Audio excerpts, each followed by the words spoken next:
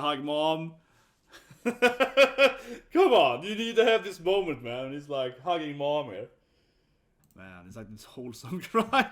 But you know, it's just so good too, right? You wait for this moment. Here we go, yeah. You wait for this damn moment. Freaking Rank of Kings, Ousama Ranking. Oh, it's just so sad. It's like, but I mean, first episode is sad, you know. Like, first episode you cry because it's sad, and then you cry because it's like the best wholesome thing ever, right? So this scene is so good, right? Because it has that like perfect, you know, mother scene where she's like, you know, oh, my son is so strong now. She like, you know, a mother's pride, you know. It's like mom must never been more proud of him.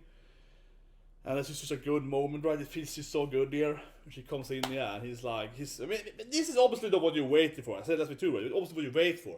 You waited for this moment, right? Where of course Boji is gonna come and save mom, right? You know, he has the best, but it's like, you know, he has the best anime mom ever, right? There are a couple of good anime moms, but freaking Healing is the best mom ever. So you know that Boji has the best mom, right? And then he's gonna come in there and like save her, and you know she's all proud of him. He defeats the ogre, I guess he's right. Yeah, and also befriends him, but you know, defeats him, and she's just like, Boji, you know, and it's just a flashback of like Boji carrying water, you know, and trying to help out, turning off the fire, right? And of course he's too weak back in the day, so he couldn't carry much water. And Guandao was like, I could carry a lot of water, you know, and of course the Papa could carry more, and so on. Just remembering how weak he was, you know, a little Boji, he was so weak and pathetic in a way, right? Keep tearing up here afterwards, right? And then, you know, we hugging him and so on. So yeah, goddamn, Ousama Ranking always delivers on the fields, man. But as I said, I think it's just so interesting how good the anime is, right? Because I said it before too, right? In like episode 4 and 6 and so on. And also even in my first review, but I think that the anime is so good because it really is several genres, right? You really feel like, oh, it's like a horror scene, and it's like an action scene, and then it has this like wholesomeness, right? It has this like weird comedy, and also of course the action and so on, and the horror and the thriller and everything. It's like watching every goddamn genre at the same time. It's so amazing. But this episode was like super tearing up, man, because yeah, again, right, it started out with the sadness, but then it comes into this wholesomeness, right? So it has the both. And I think it's interesting, right? Because the emotions, you know, you're crying, right? Like you're crying here, you're crying over there, but it's not the same kind of crying. Hope you understand what I mean here, right? Because first you're crying because it's sad, because Dor's about to die and so on. You're crying, and Healing is crying, so you're crying because of the sadness, right? You're crying because someone is dying, and then you're crying because it's like wholesome, yeah. So it's like two different kinds of crying to it. It really is. Yeah, I think it's really special from an anime, right? Or and any kind of narration and storytelling, right? Because so in the first point, right, here I'm crying because it's like, you know, don't die, Dorsha, don't die, Mama Healing, you know. So here you cry because it's sad, right?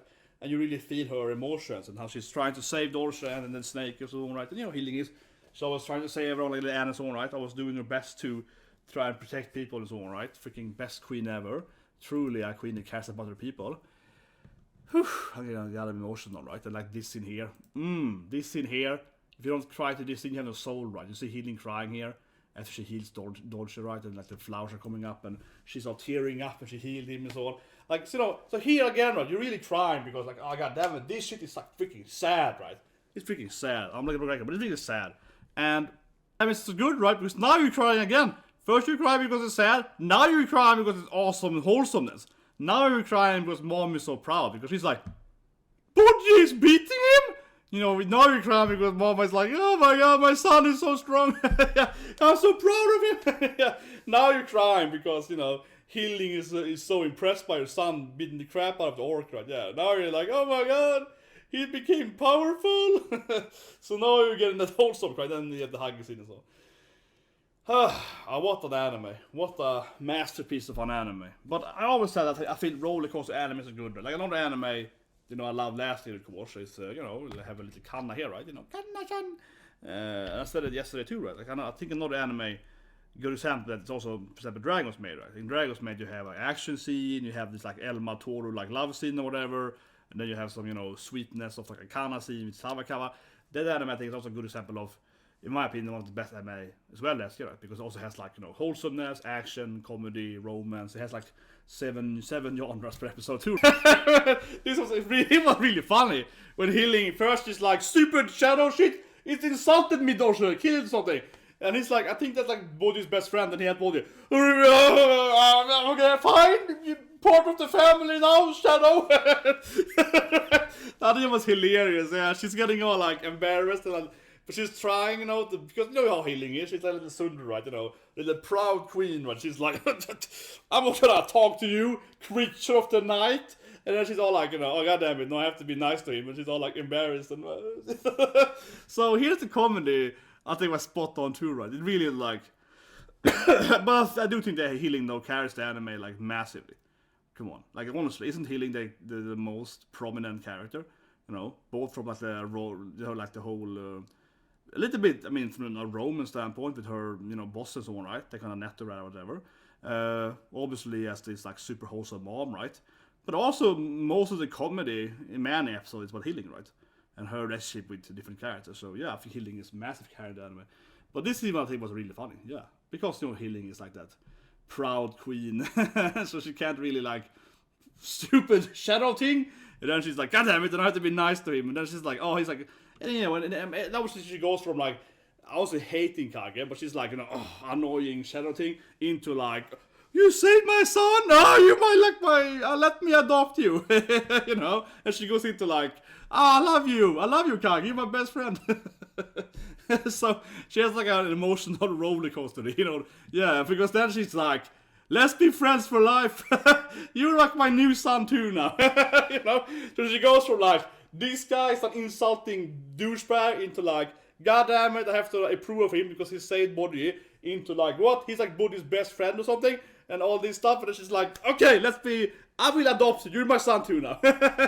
So she goes like this whole, like 6-7 emotions in like 2-3 minutes about Kage, right? So, yeah, that was another really good scene there. You can see, you used to see everything, yeah, you can see the friendship. She's like, pushing him in there like, be a king, son. Like, be a proper king. I raised you better than that. This guy wants to join your party. You gotta respect that and be like, be a proper king. So first of all, that's not a good healing moment. She's like, go in there and be a proper king, okay? Like, this is how I raised you, I raised you better than that. And then of course, he has like a really nice moment. He's like, yeah, accepting Boji as his new king, right? Like, he's so powerful. And then Boji, of course, is like, knights him and does the whole like, yeah, Tomodachi. Sorry, but I think it was really funny though, in that sense, right? It shows you Boji's character. That Boji here is like, we're Tomodachis now. He's joining my party member. Hey mom, this guy is my new friend now. And then of course healing is angry, like, no Boji, he's a servant. He's like a knight of your kingdom. You can't call him friend. And Boji's like, no, he's my friend. No mom, we're friends. Yeah, Tomodachi. Yeah, it's like, no, I want to have a friendship party. I don't want to have like a king party. And Boji and Kage is like, yeah, bromance. We're gonna be, he's our new bro. And mom is like, embarrassing. Can't you try to be a king or something for one, son, Can't you stop embarrassing me? Oh my god, that is so good. It's like, oh yeah, lighting is coming down. Hey bro, and he just took it. And he was like, yep, but then he got that for a bit. But as I expected, right? We got the explanation there. He's basically immortal. Or he is immortal. But that probably isn't true. He's immortal, but that's probably isn't true, right? Because no one is truly immortal, in the anime. So he is hard to kill, of course, but not immortal, right? Yeah, of course the captain couldn't defeat him because he couldn't heal his arm.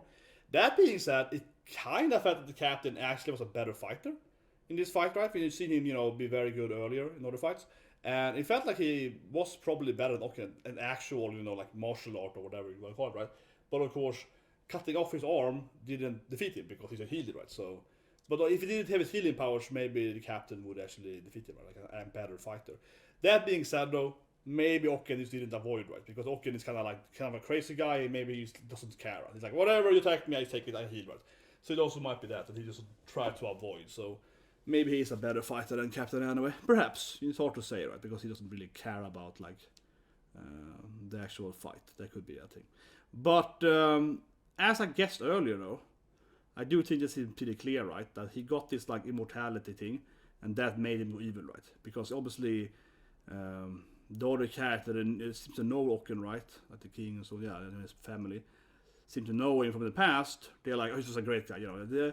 So I guess Ocken was like a super nice sweetheart or something before he got the powers, and then he turned into, you know, douchebag, genocide maniac or something. So it's like, I guess a curse having that like super blood power he has. But it's very clear, and I said it last review too though, but it's very, very clear, particularly after this immortality little backstory there, that of course Boji can't beat him, right? We saw the Boji and the backstory of how Boji's like, I can pierce this perfect thing, right? Throwing that hammer and so on, right? Boji's a perfect piercing ability. So obviously he can't defeat this guy, because if he hits him, he's gonna heal, right? You know? And Boji doesn't have the... Arguably Boji has a very destructive power. It's like the perfect weak spot thing, right? But I guess, you know, if you hit this guy who heal, doesn't do shit, right? Like Boji doesn't have like a... Boji has clearly, I'll say it, 100% piercing damage, no blunt damage, right? And maybe you can kill this guy with like insanely high blunt damage. It's like crush his whole body. Maybe they'll kill him, right? Perhaps, maybe. But yeah, just like I said last episode, clearly, how can Boji hurt this guy, right? Probably can't do anything against him. Well, I suppose that maybe if they fight, Boji can like paralyze him temporarily and he gets up again. But then Boji can do it again, right? And he gets up again? Maybe. So maybe Boji can like constantly like pierce him down and he's like, oh, he can't move. Perhaps, but I can really see why he can't do anything as a guy.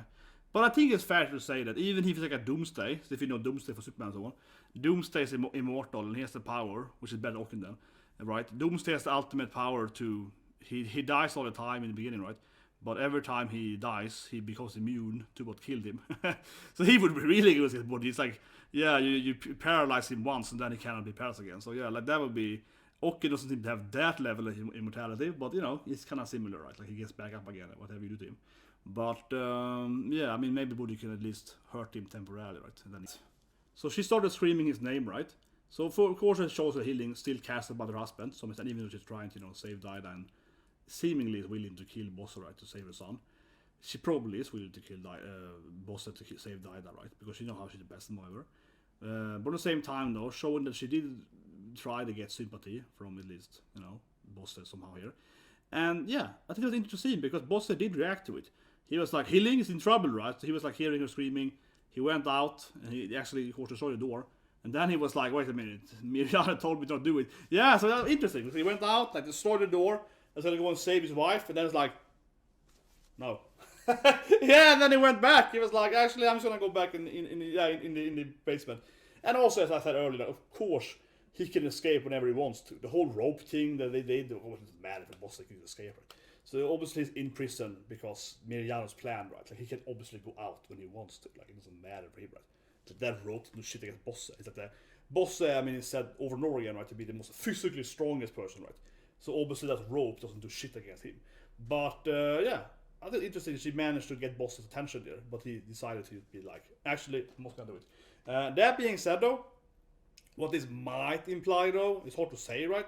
Is that maybe it was Daida, right? Maybe Daida was like, Mom! And he, you know, jumped up there, opened the door, and then Bossa got in control again.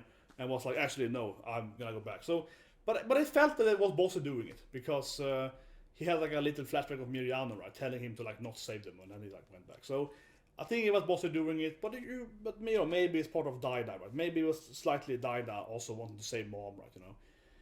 It's hard to say with Bossa and Daida, of course, who is in control, right? Because we've seen Daida have some, at least a little bit of like some kind of soul left, right? And maybe that triggered his, you know, hearing his mother scream, right? Might have triggered Daida. But I think it's implied that it was Bossa primarily. But that being said, I mean, maybe it is Bossa doing it, but also Daida slightly that. So maybe it's the combination, right? Because obviously Bossa has some feelings for his wife, and then obviously Daida is like, you know, oh, mommy. So yeah, maybe it's like a combination of that. That sounds... it sounds very hentai. Yeah, I gotta say my mother wife. Yeah, it's like, I'm sorry, this anime is awesome, but that sounds very hentai. Yeah, it's like, I gotta say my mom / wife. Yeah, it's like, maybe it's the combination, the fusion of their love for healing. But anyway, another 10/10 episode, clearly. One thing I said earlier, I'll say it again before I turn off here, is that I really liked... I mean, yesterday I watched the preview, right? And I got me all super sad immediately. We're seeing Dorsch almost dying and so on, right? And healing, of course, fighting. It's not about healing, right? But One thing I really liked in the preview, now when I watched the episode, is that they didn't show the snake whatsoever. Yeah, it was smart, yeah. I mentioned earlier reaction, but I really liked that. They obviously showed Boji, and I mean, come on, we all know that Boji's gonna come in and save Mom, right? I mean, most likely. But they actually kept the snake completely out of that, and I missed that. But yeah, it's interesting. Because I didn't see the snake coming in there being the temporary hero, and then getting owned. He's like, I gotta save you, healing. You healed me like 20 years ago. You healed me as a kid, and then he got owned. So, yeah, didn't go that well for him. He jumped in there, saved Mom, and then he left. And then he almost left. But also, of course, the dogs, for that matter, right, the Hellhounds also got, of course, picked up, right, after she healed them as well, right. Yeah, she healed the snake and the Hellhounds, and that, of course, then they also joined, I guess, Bojji's friendship army, right. But it makes sense, though, because obviously we know that Myrmonden wasn't actually, like Myrmonden actually controlled her, as you can see it here. Like, she actually also healed the dogs, right, that almost killed her. But the dogs are actually not evil, yeah. I mean, it's Myrmonden controlling them. So now they're also part, I guess, of Bojji's army, right. So, yeah, it's gonna pick up everyone. This is the Luffy One Piece there. It's like everyone is his friend. The true power of Bojji is friendship. Picks up another person, picks up an army of Hellhounds to fight for him. But anyway, that was an amazing episode. If you didn't cry, to get the soul. So by saying that. Because I mean, it had double crying, right? It has sad crying and wholesome crying, yeah. But anyway, check out episode 1. See you guys tomorrow with Black Clover, of course, tomorrow.